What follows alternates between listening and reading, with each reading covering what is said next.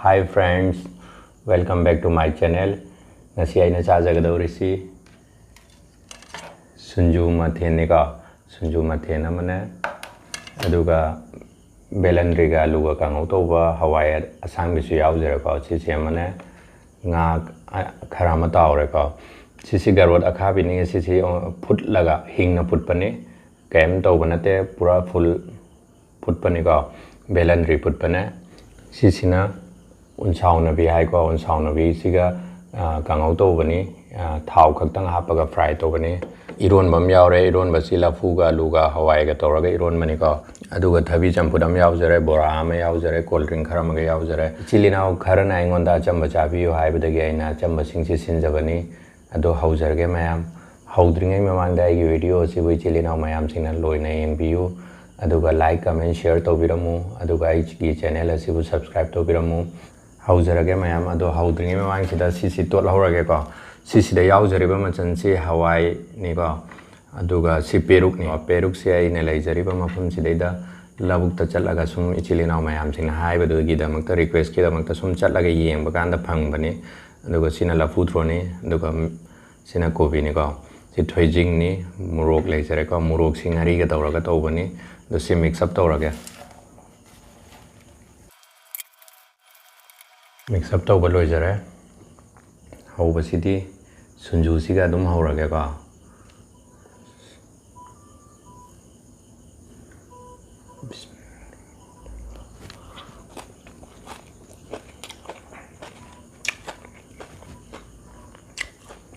murok sai hai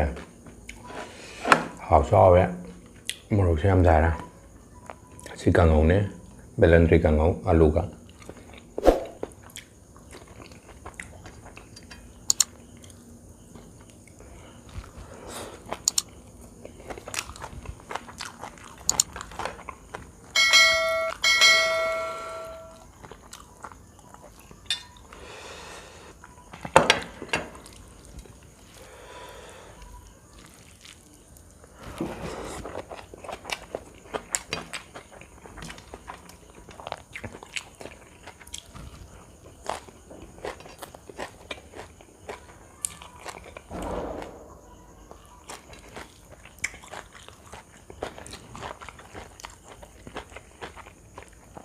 si henge ko ma hao siam hao dong ma le si sini siam hao ha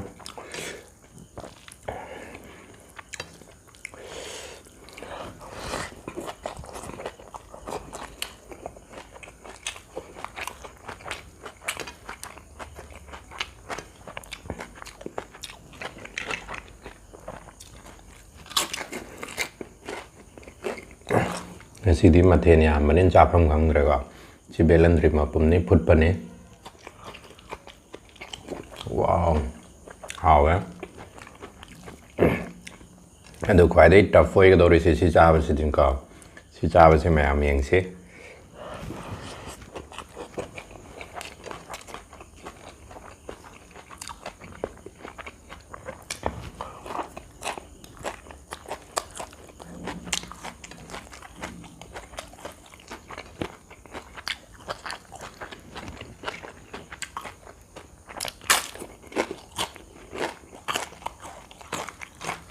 mana macing lai tramina alu khaktang tawraga bora se yena mana gai phangdabani na sida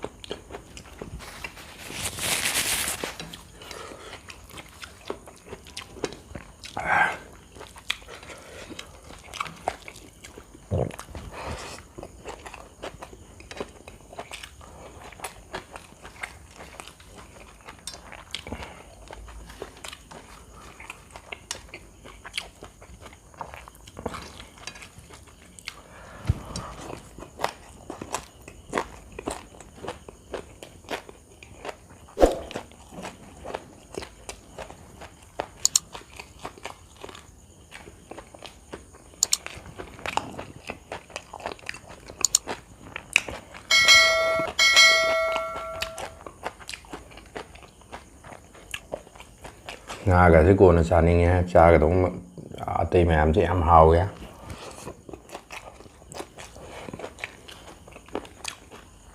ꯉꯥꯁꯦ ꯑꯃꯈꯛꯇꯪꯗꯤ try ꯇꯧꯒꯦꯀꯣ ꯆꯥꯗꯤ ꯆꯥꯅꯤꯡꯉꯦ ꯑꯗꯨꯒ ꯑꯇꯩ ꯃꯊꯦꯜꯁꯤꯡꯁꯦ ꯌꯥꯝ ꯌꯥꯝꯃꯦꯕꯀꯣ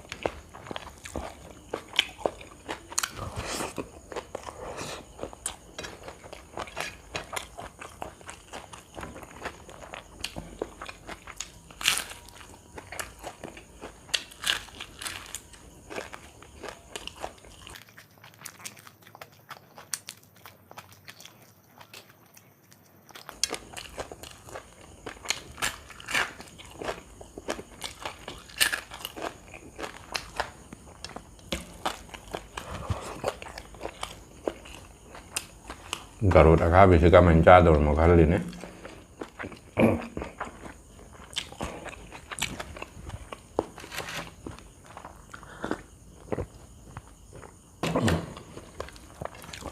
ꯉꯥꯗꯩꯕꯨ ꯍꯦꯟꯅ ꯍꯥꯎꯔꯦꯗ ꯑꯇꯩ ꯃꯌꯥꯝꯁꯤꯡꯁꯦ ꯑꯗꯨꯗꯨꯅ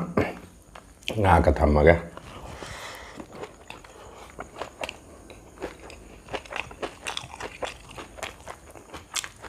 ꯌꯥꯝ ꯍꯥꯎꯋꯦ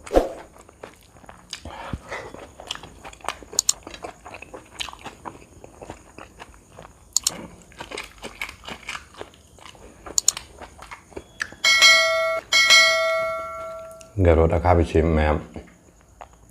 ꯌꯦꯡꯒꯦꯀꯣ ꯌꯥꯝ ꯈꯥꯕꯅꯦ ꯃꯃꯥꯡꯗ ꯑꯃꯨꯛ ꯆꯥꯈꯤꯕꯒꯤ ꯚꯤꯗꯤꯑꯣ ꯌꯥꯎꯕꯅꯦ ꯑꯗꯨꯗꯗꯤ ꯄꯨꯔꯥ KG 1.5 ꯆꯥꯕꯅꯦ ꯑꯗꯣ ꯉꯁꯤꯗꯤ ꯑꯇꯩ ꯃꯊꯦꯜꯁꯨ ꯌꯥꯝꯃꯦ ꯑꯗꯣ ꯁꯤ ꯌꯥꯝ ꯈꯥꯒꯗꯧꯁꯨ ꯃꯥꯜꯂꯦ ꯃꯅꯝꯁꯨ ꯌꯥꯝ ꯀꯜꯂꯦ ꯌꯦꯡꯗꯤ ꯌꯦꯡꯒꯦꯀꯣ ꯁꯤ ꯌꯦꯡꯉꯣ ꯃꯔꯨꯅꯤ ꯈꯥꯏ ꯈꯥꯏ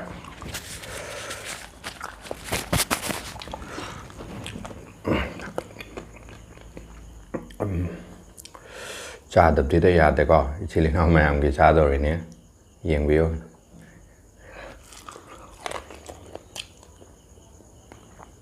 ꯃꯔꯨꯅꯤ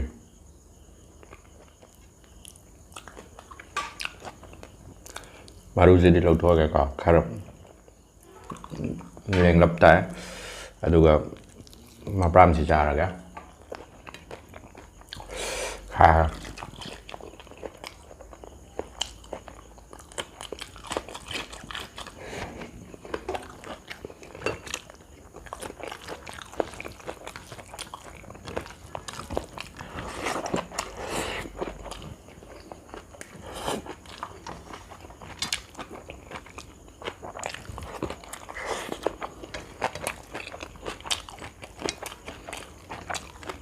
Siang bayar.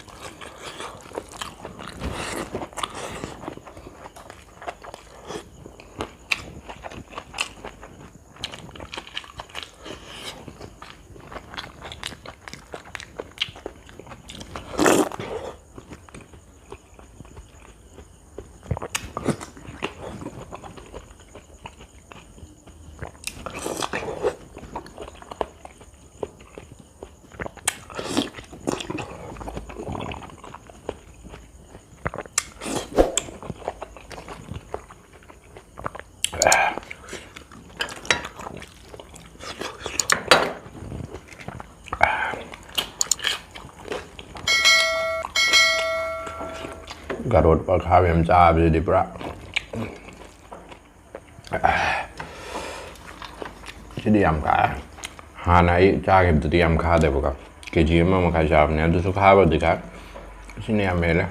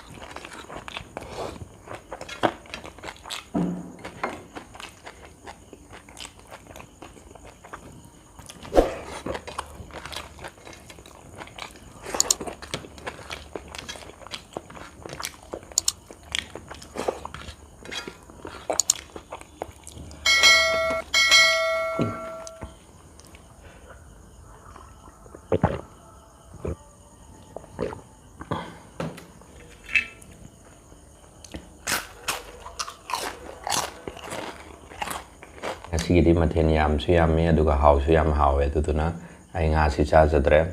aduga si ama cha jadre ko si ai kona muk cha ge sile mahurim khoi sing si kona horen ma muk cha ge silina ma yam sing ai gi video si bun enjoy to biraga di ai gi channel a si bul subscribe to biramu like comment share to biramu aduga mathang kari cha se ge ha bu silina ma yam sing na comment section de ibiramu nga sigidi matang sila bye